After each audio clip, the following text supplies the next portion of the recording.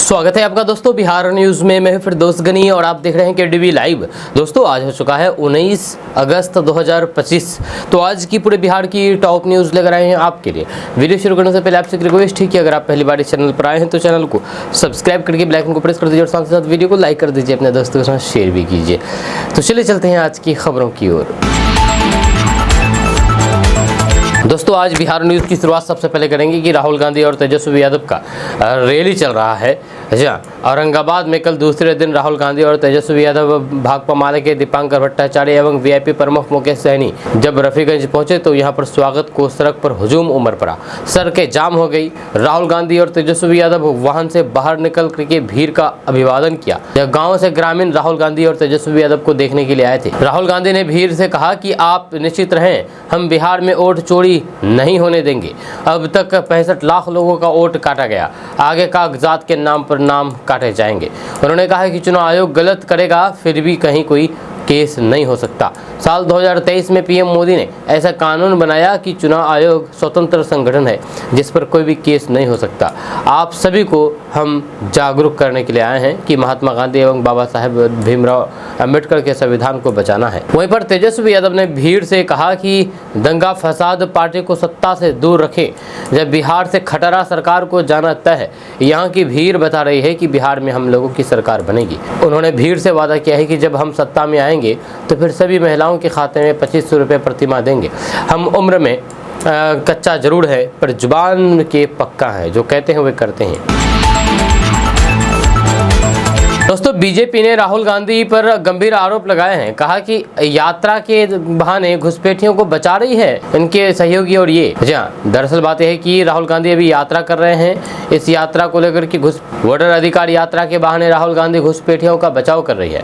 कांग्रेस राजद सत्ताधिकार यात्रा कर रही है जिसमें जमानत पर छूटे राहुल गांधी, तेजस्वी यादव और सजा याफ्ता लालू यादव शामिल है। ये बातें बीजेपी नेता शाहनवाज हुसैन ने कही है। शाहनवाज हुसैन ने कहा है कि एसआईआर के खिलाफ अफवाहें फैलाकर की विपक्ष जनता को भटकाने की कोशिश कर रही है। अब तो सुप्रीम कोर्ट ने भी उन्हें आईना दिखा दिया है। जब संवैधानिक संस्थानों पर हमला करना कांग्रेस की परंपरा रही है, एसआईआर विरोधी उसी का हिस्सा है। उन्होंने कहा है कि राहुल गांधी के आरोपों का चुनाव आयोग ने करारा जवाब दिया है। आयोग निष्पक्ष चुनाव कराना जानती है। झूठे आरोपों पर आयोग को कांग्रेस जवाब नहीं दे रही है।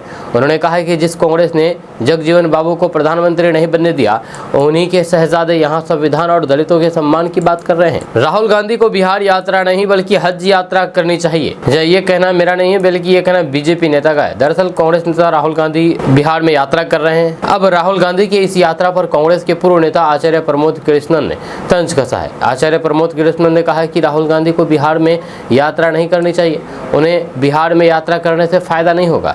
आचार्य प्रमोद ने कहा है कि राहुल गांधी को हज यात्रा करनी चाहिए। यहाँ लोकसभा में नेता प्रतिपक्ष राहुल गांधी द्वारा बिहार में वोटर अधिकार यात्रा पर तंज कसते हुए आचार्य प्रमोद कृष्णन ने कहा कि राहुल गांधी को बिहार में यात्रा नहीं करनी चाहिए।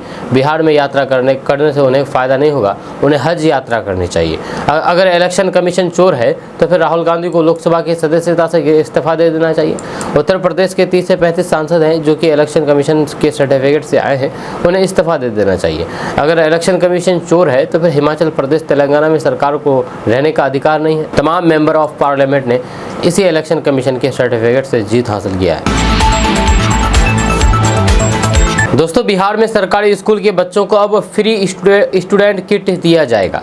यह सरकारी स्कूलों में पढ़ने वाले क्लास 1 से 12 तक के सभी बच्चों को अब फ्री स्टूडेंट किट मिलेगा। इस पहल से पेरेंट्स पर खर्च का बोझ कम होगा। किट बांटने की जिम्मेदारी बिहार शिक्षा परियोजना परिषद ने TCIL एजेंसी को दी है।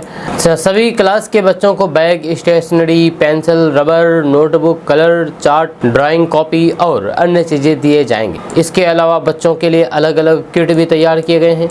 जब बिहार शिक्षा परियोजना निदेशालय ने स्टूडेंट किट योजना के सुचारू संचालन के लिए जिला कार्यक्रम पदाधिकारी और सर्व शिक्षा अभियान को जिम्मेदारी सौंपी है। जब किट को बांटने और फिर निगरानी का पूरा काम MIS पोर्टल पर अपडेट होगा। कहा जा रहा है कि इस योजना से गरीब और फिर आर्थिक रूप से कमजोर बच्चों को खास लाभ मिलेगा।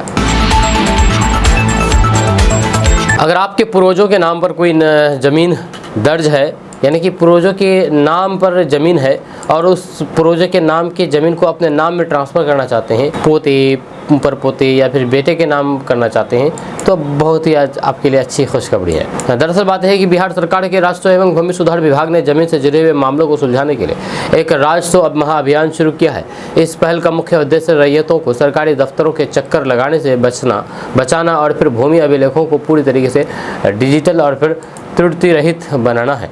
इस अभियान के तहत जमाबंदी में सुधार के लिए आवेदन सीधे घरों से लिए जाएंगे और जमाबंदी की प्रति भी घर तक पहुंचाई जाएगी।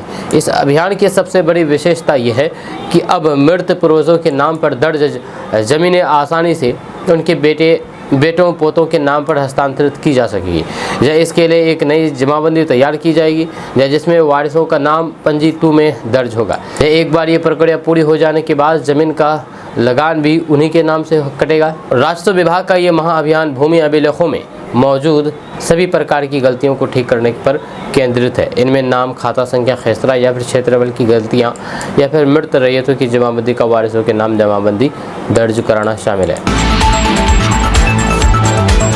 दोस्तों, जनसुराज के सूत्रधार प्रशांत किशोर अपनी बिहार बदलाव यात्रा के क्रम में कल सहरसा में बिहार बदलाव जनसभा को संबोधित करने पहुंचे। सिमरी बख्तियारपुर विधानसभा की बलुआहाट में जनसभा को संबोधित करने के दौरान उन्होंने पत्रकारों से भी बात की। पत्रकारों के सवालों के जवाब देते हुए उन्होंने बिहार में पदयात्रा कर रहे कांग्रेस नेता राहुल गांधी से तीखे सवाल किए। उन्होंने कहा कि पदयात्रा करना सभी का लोकतांत्रिक अधिकार है, लेकिन राहुल गांधी से 2 सवाल जरूर पूछा जाना चाहिए कि 55 साल की उम्र में चुनाव के अलावा कभी बिहार में एक रात ही क्यों नहीं बिताए हैं। साथ ही साथ दूसरा सवाल कि बिहार के बच्चों के साथ जब महाराष्ट्र में मारपीट हो रही थी, जब तेलंगाना के मुख्यमंत्री उनके डीएनए को मजदूरी करने वाला बता रहे थे, तब उन्होंने कुछ क्यों नहीं कहा है। वहीं पर बिहार में भ्रष्ट अधिकारियों पर हो रही कार्रवाई से जुड़े हुए सवाल पर प्रशांत किशोर ने कहा है कि बिहार में अभी सिर्फ जनता को दिखाने के लिए छोटी मछलियों को पकड़ा जा रहा है। बड़े भ्रष्टाचारी नेता और फिर अफसर बचे हुए हैं। जब जनसुराज की व्यवस्था बनेगी तब बिहार के टॉप 100 भ्रष्ट अधिकारी और फिर नेताओं को पकड़ा जाएगा, उन पर कार्रवाई भी होगी और उनके परिवार तक से लूट के रुपए की वसूली की जाएगी। वहीं पर प्रशांत किशोर ने आगे पटना में कल आंदोलन कर रहे एसटीईटी कैंडिडेट्स पर लाठीचार्ज से जुड़े हुए सवाल पर नीतीश सरकार को घेरते हुए कहा कि बिहार में कोई ऐसा वर्ग नहीं है जिस पर नीतीश सरकार ने लाठी नहीं चलाई है। ये बिहार के बच्चों का दुर्भाग्य है कि जब बाहर जाते हैं तब उन्हें गाली मिलती है और जब बिहार में सरकार तक अपनी बात को लेकर के जाते हैं तब उन पर लाठी चलाई जाती है। लेकिन अब जनता ने तय कर लिया है कि इन पर वोट की लाठी चलाएगी और फिर आने वाले समय में उन्हें हरा करके बोरिया बिस्तर समेट करके घर भेज देगी। दोस्तों, कांग्रेस के पूर्व बिहार प्रदेश अध्यक्ष अखिलेश प्रसाद सिंह ने वोट अधिकार यात्रा को अपना जन समर्थन मिलने की बात कही है। उन्होंने कहा है कि वोट अधिकार यात्रा औरंगाबाद से गया की ओर बढ़ चुकी है, भारी भीड़ है, जगह जगह लोग राहुल गांधी के समर्थन में खड़े हैं। अखिलेश प्रसाद सिंह ने कहा है कि वोटर अधिकार यात्रा को जनता का भारी समर्थन मिल रहा है। जनता समझ गई है कि चुनाव आयोग और फिर बीजेपी की मिली भगत से एसआईआर के नाम पर उनको वोटिंग के अधिकार से वंचित करने की साजिश हो रही है। जनता में आक्रोश है, सड़क पर जनता राहुल गांधी, तेजस्वी यादव को समर्थन देने उतरी है। दोस्तों, बिहार में एसआईआर पर जारी घमासान के बीच राहुल गांधी ने इलेक्शन कमीशन के अल्टीमेट पर पलटवार किया है। उन्होंने कहा है कि वे किसी से नहीं डरते हैं, वोट चोरी की एक एक सच्चाई जनता के सामने ला करके रखेंगे। यात्रा में शामिल बिहार विधानसभा में नेता प्रतिपक्ष तेजस्वी यादव ने भी चुनाव आयोग की आलोचना की है।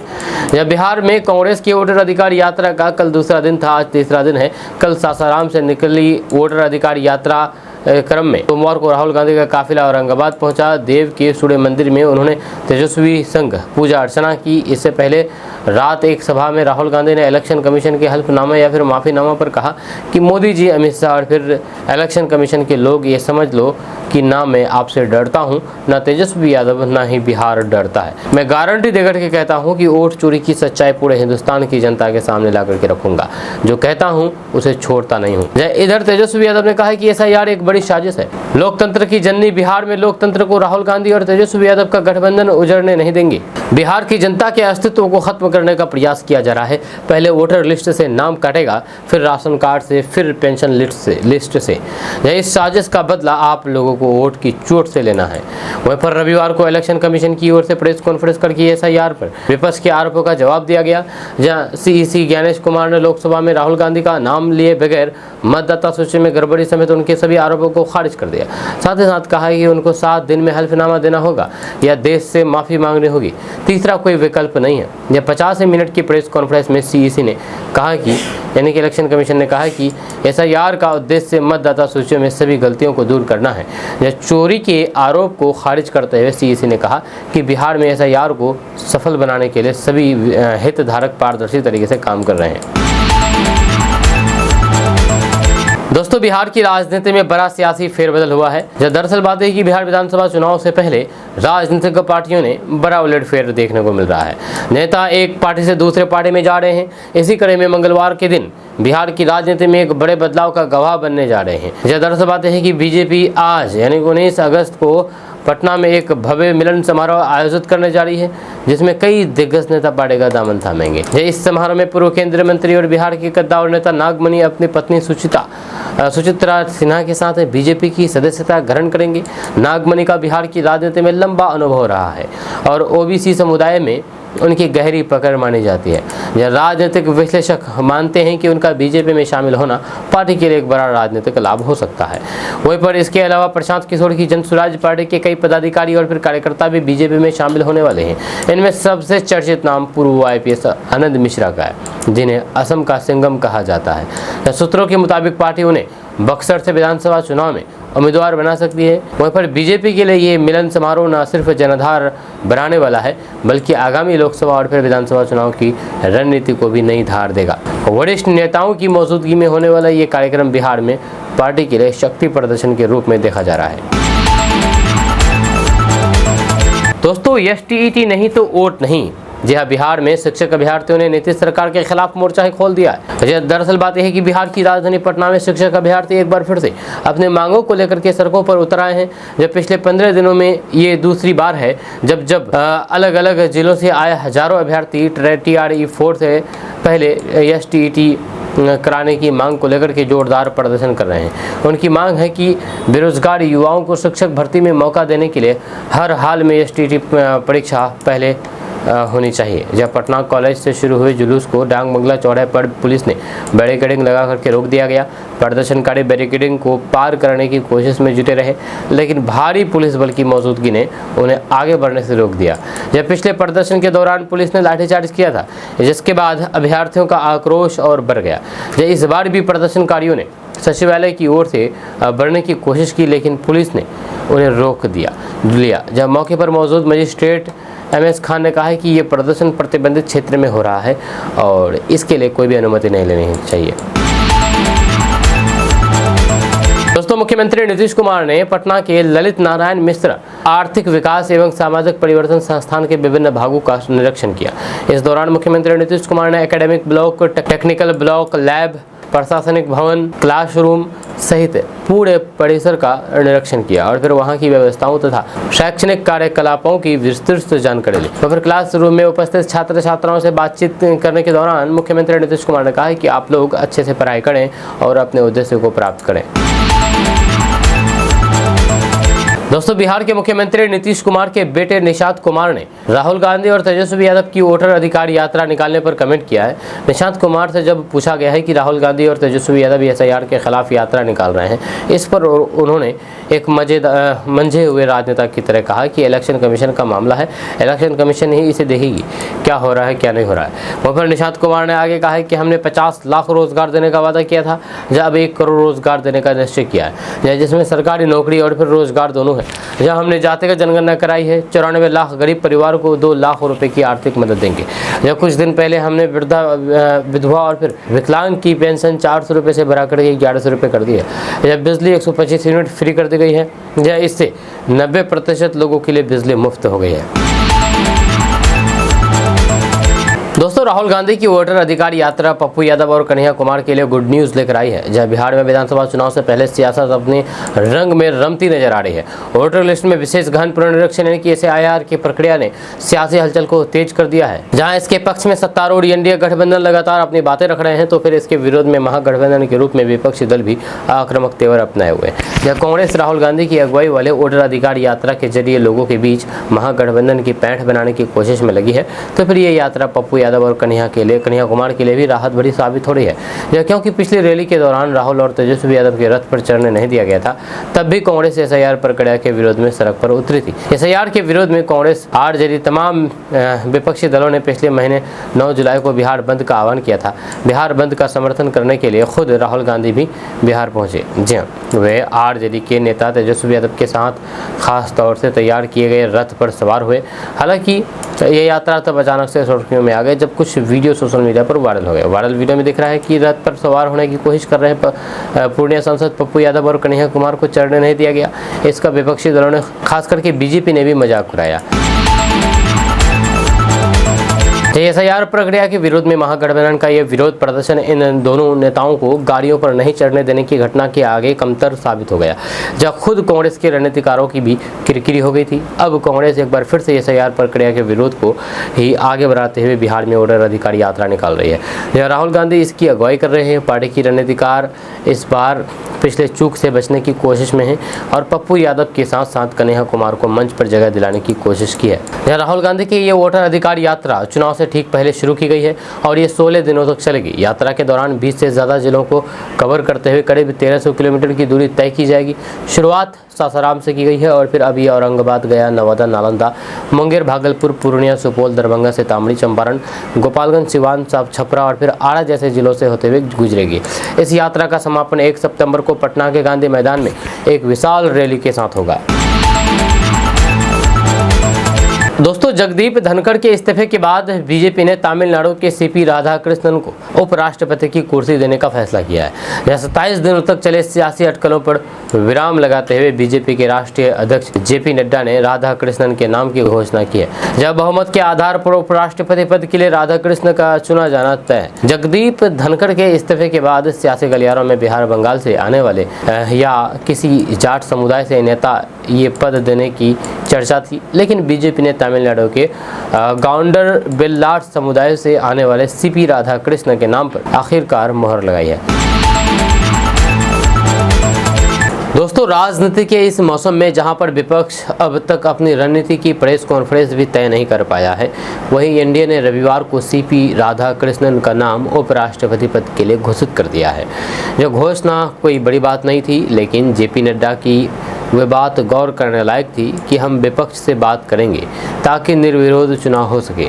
यानी कि गेंद आपके पाले में है, पर हम बैट भी थामे हैं और फील्डिंग भी कर लेंगे। यहाँ CP राधाकृष्णन वर्तमान में महाराष्ट्र के राज्यपाल हैं। अब राजभवन से निकल करके राज्यसभा भवन की सीढ़ियों चढ़ने को तैयार है। जब प्रधानमंत्री नरेंद्र मोदी और फिर गृह मंत्री अमित शाह ने तुरंत बधाई दे दी और बीजेपी के एक्स हैंडल पर भी मिठाइयों की तस्वीरें डाल दी गई। भले विपक्ष अभी तक बैठक की तारीख तय कर रहा हो, आंकड़ों को देखें तो फिर ऐसा लग रहा है कि विपक्ष एनडीए बिना किसी मेहनत और रणनीति के ही उपराष्ट्रपति बना लेंगे। जब उपराष्ट्रपति पद के चुनाव में संख्या बल की बात करें तो एनडीए की स्थिति फर्स्ट बेंच टॉपर जैसी दिख रही है। जब लोकसभा और राज्यसभा मिलाकर के कुल 786 सदस्य होते हैं, हालांकि 6 सीटें खाली है और वह भी इस बात पर हैरान है कि अब तक उन्हें क्यों नहीं भरा गया है। जीत के लिए कम से कम 349 वोटों की जरूरत है और एनडीए के पास 422 का मैजिक नंबर पहले से ही जेब में है। यानी कि विपक्ष मैदान में उतरे भी तो फिर खेल वन साइड होने वाला है। जब विपक्षी इंडिया गठबंधन अभी तक उम्मीदवार की तलाश में है, जब कुछ कहते हैं वे अब भी ये तय कर रहे हैं कि चाय के साथ समोसा हो या फिर खजूर। बहरहाल बीजेपी ने गेंद फेंक दी है और विपक्ष को सहमत होने का न्योता दे दिया है। लोकतंत्र की भाषा में इसे निर्विरोध कहा जाता है, लेकिन राजनीति की व्याख्या में ये रणनीतिक आत्मसमर्पण भी माना जा सकता है। जब मैच तो एनडीए जीत चुका है, बस स्कोर बोर्ड पर नाम चढ़ना बाकी है। जब संविधान कहता है कि उपराष्ट्रपति का पद खाली ना रहे, लेकिन राजनीतिक धरातल पर ऐसा लग रहा है कि जैसे ये पद एनडीए के लिए आरक्षित हो गया। अब देखना है कि विपक्ष इस बार मैदान में उतरता है या फिर दर्शक दीर्घा में बैठ करके तालियां बजाने का फैसला करता है।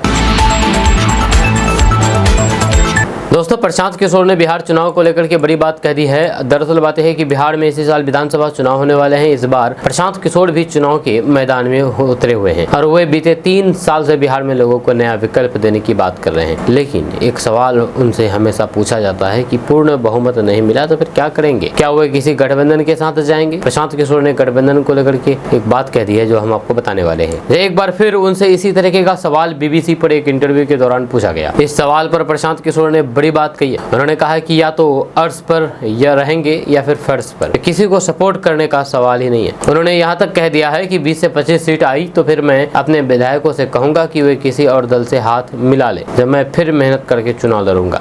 उन्होंने कहा है कि वे बिना पूर्ण बहुमत आए किसी और के साथ सरकार नहीं बनाएंगे। हमें मंत्री नहीं बनना है जो किसी से हाथ मिला ले। त्रिशंकु सरकार की स्थिति भी वो किसी का साथ नहीं देंगे, दोबारा चुनाव में जाएंगे।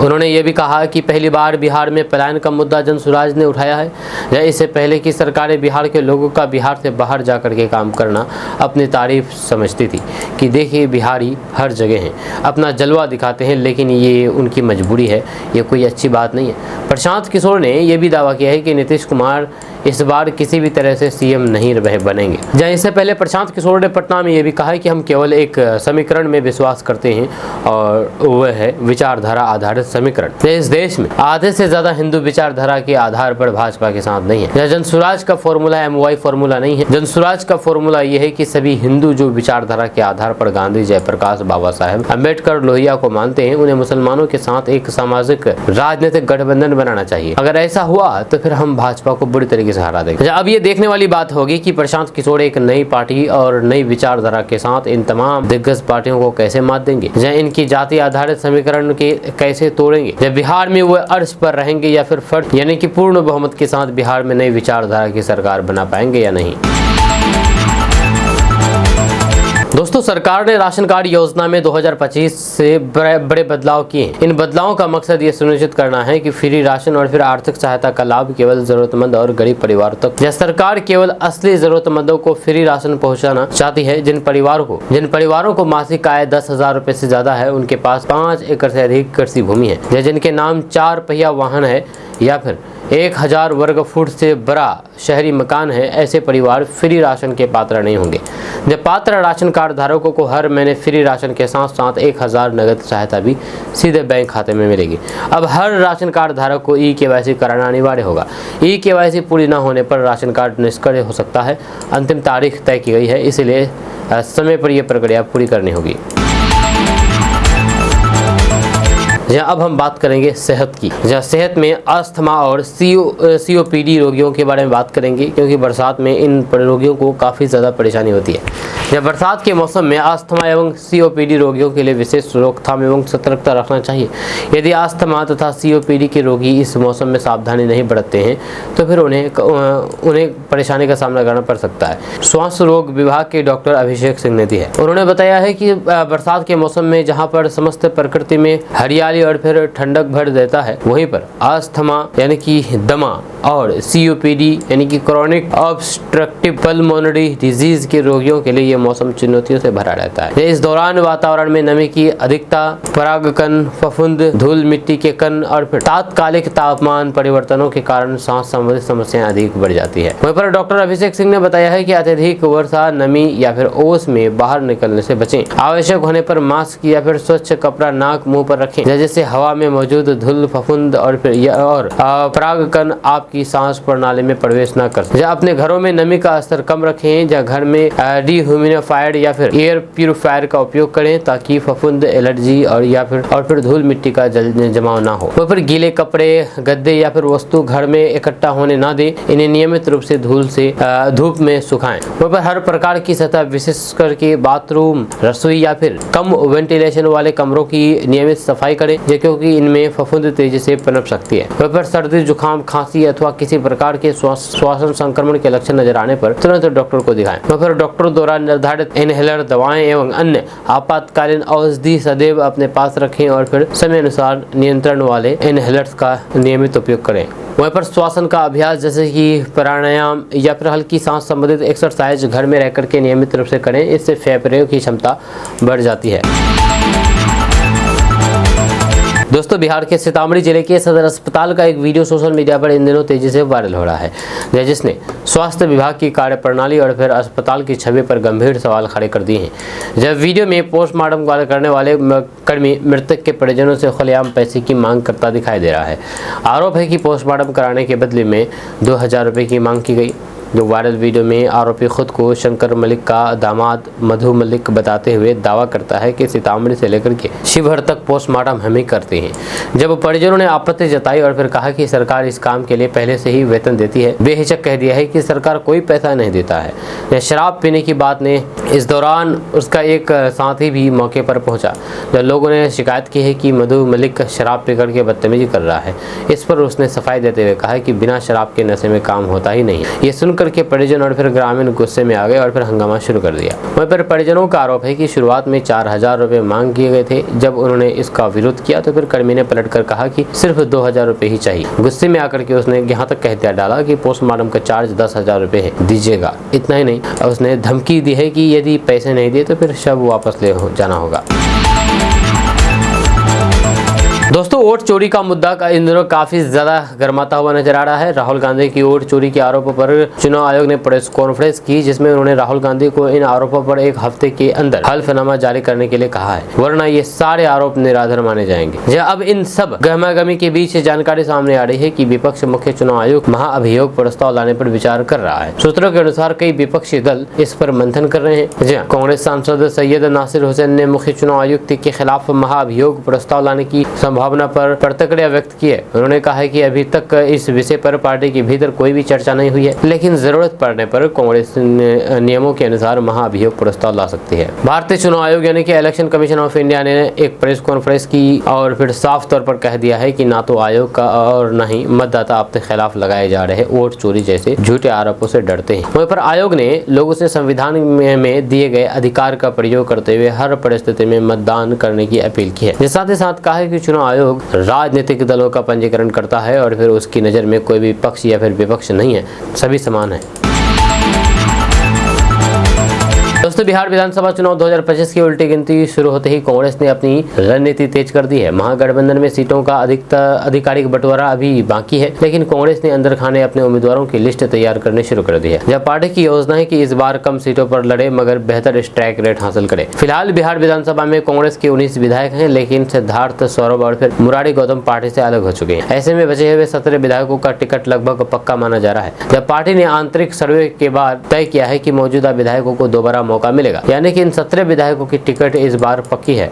इन 17 विधायकों में भागलपुर से अजीत शर्मा, किशनगंज से झारुल हुसैन, राजापाकर से प्रतिमा दास, सिवान से जयशंकर डुबे, औरंगाबाद से आनंद शंकर, बक्सर से मुन्ना तिवारी और भी जितने भी 17 विधायक हैं सबको इस बार मौका मिलेगा। पर कांग्रेस सूत्रों के मुताबिक इस बार पार्टी को महागठबंधन में 55 से 60 सीटें मिलने का अनुमान है। 2020 के चुनाव में कांग्रेस को 70 सीटें मिली थी, जिनमें से 19 पर जीत दर्ज की थी। अब की बार पार्टी ने स्पष्ट कर दिया है कि ज्यादा सीटें नहीं बल्कि जीतने योग्य सीटें चाहिए। वहीं पर पार्टी ने अब तक 45 से ज्यादा ऐसी सीटों की लिस्ट बनाई है जहां उसका संगठन मजबूत है, जहां इनमें पिछली बार जीती गई सभी सीटें और फिर कुछ नई सीटें शामिल है। दोस्तों, बिहार में मौसम का मिजाज फिर से बिगड़ने वाला है। आज 19 अगस्त को आधे बिहार में भारी बारिश और बादल गरजने का अलर्ट जारी किया गया है।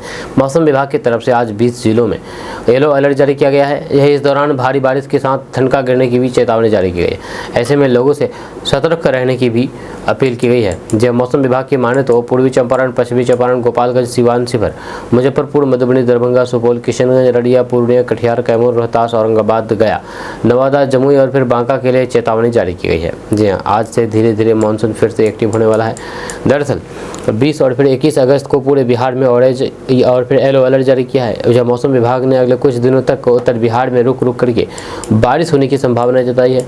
इस पूर्वानुमान से उम्मीद की जा रही है कि आने वाले दिनों में लोगों को गर्मी से और अधिक राहत मिलेगी और किसानों की फसलें बेहतर होगी। जब मौसम विभाग के अनुमान के माने तो बिहार में मानसून ट्रफ अपनी सामान्य स्थिति के दक्षिण में होने की संभावना है और गंगीय पश्चिम बंगाल और फिर आसपास के क्षेत्रों में एक चक्रवाती परिसंरचना विकसित हो सकता है, जो कि संभावित रूप से अधिक नमी लाएगा। इसकी वजह से बारिश की संभावना बनने के अवसर बढ़ गए हैं। दोस्तों, बेगूसराय के मटिहानी विधानसभा के जेडीयू के पूर्व विधायक बोगो सिंह ने आरजेडी नेता तेजस्वी यादव से पटना में मुलाकात की है। आगामी विधानसभा चुनाव को लेकर की ये मुलाकात काफी अहम है। इस मुलाकात के बाद संभावना जताई जा रही है कि बोगो सिंह आरजेडी के टिकट पर मटिहानी से बिहार विधानसभा का चुनाव लड़ सकते हैं। ऐसा माना जा रहा है कि बोगो सिंह की राजद से टिकट की दावेदारी को लेकर की कोशिशें तेज हो गई है। यदि उन्हें राजद से उम्मीदवार बनाया जाता है तो फिर मटिहानी सीट पर चुनावी मुकाबला दिलचस्प हो सकता है। तेजस्वी यादव से मुलाकात के बाद तारूर जेडीयू विधायक राजकुमार सिंह के समर्थकों में हलचल देखी जा रही है। वह पर स्थानीय लोगों के बीच ये चर्चा और जोर पकड़ने लगी है कि अगर बोगो सिंह राजद से मैदान में उतरते हैं तो फिर उनकी जीत लगभग तय मानी जा रही है। बोगो सिंह ने मुलाकात के बाद कहा कि तेजस्वी यादव की सरलता, मार्गदर्शन और फिर सकारात्मक विचारधारा से उन्हें ऊर्जा मिली। उन्होंने बताया कि बातचीत के दौरान क्षेत्र और फिर समाज की बेहतरी के से जुड़े हुए कई मुद्दों पर सार्थक विमर्श हुआ है। दोस्तों, बिहार के मुख्यमंत्री नीतीश कुमार ने सुबह सुबह ट्वीट करके महाराष्ट्र के राज्यपाल सीपी राधाकृष्णन को एनडीए के उपराष्ट्रपति पद का उम्मीदवार बनाए जाने पर शुभकामनाएं दी है। सीएम नीतीश कुमार ने कहा है कि ये निर्णय स्वागत योग्य है। उन्होंने कहा है कि जदयू उपराष्ट्रपति उम्मीदवार का समर्थन करेगा। दरअसल सीएम नीतीश कुमार ने ट्वीट करके कहा है कि महाराष्ट्र के राज्यपाल सीपी राधाकृष्णन जी को एनडीए के उपराष्ट्रपति पद का उम्मीदवार बनाए जाने के निर्णय का स्वागत है। जदयू श्री सीपी राधाकृष्णन जी का समर्थन करेगा, उन्हें शुभकामनाएं। वहीं पर आपको बता दें कि बीते जेपी नड्डा ने उपराष्ट्रपति पद के उम्मीदवार की घोषणा प्रेस कॉन्फ्रेंस में की है। आपको बता दूं कि जगदीप धनखड़ के उपराष्ट्रपति पद से इस्तीफा देने के बाद सियासी गलियारों में चर्चा तेज थी कि बिहार के सीएम नीतीश कुमार को उपराष्ट्रपति बनाया जाएगा। हालांकि किसी पार्टी के नेता या फिर किसी वरीय राजनेता की ओर से इसका दावा नहीं किया गया था। वहीं पर अब एनडीए ने उपराष्ट्रपति के लिए अपने उम्मीदवार की घोषणा कर दी है और सीएम नीतीश कुमार ने ऐलान कर दिया है कि जदयू उनका भरपूर समर्थन करेगी। दोस्तों, प्रधानमंत्री आवास योजना ग्रामीण की किस्त का भुगतान बंद हो गया है। जैसे बिहार के 10 लाख से अधिक चयनित लाभार्थी परिवारों के सामने परेशानी खड़ी हो गई। वित्तीय वर्ष 2024-25 और फिर 25-26 के तहत स्वीकृत आवासों का निर्माण पहले ही धीमा चल रहा था। अब किस्त का भुगतान रोकने से आवास निर्माण का कार्य और अधिक प्रभावित होगा।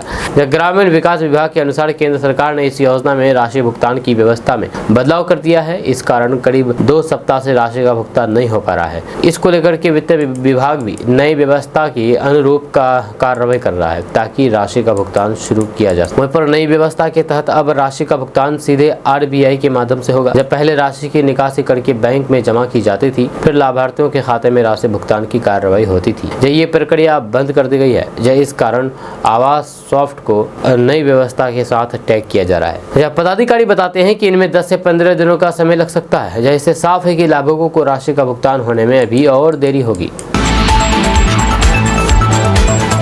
दोस्तों, देश में हार्ट डिजीज और डायबिटीज जैसी गैर संचारी बीमारी तेजी से बढ़ रही है और इन्हें समय रहते कंट्रोल करना अब सरकार की प्राथमिकता बन चुका है।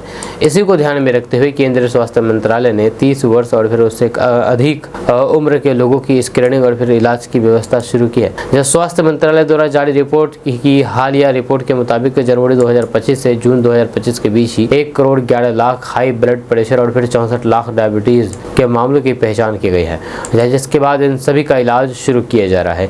ये अभियान राष्ट्रीय स्वास्थ्य मिशन के अंतर्गत चल रहा है। National programme for prevention and control of non communicable disease का हिस्सा है, जो कि देश भर में लागू किया जा रहा है।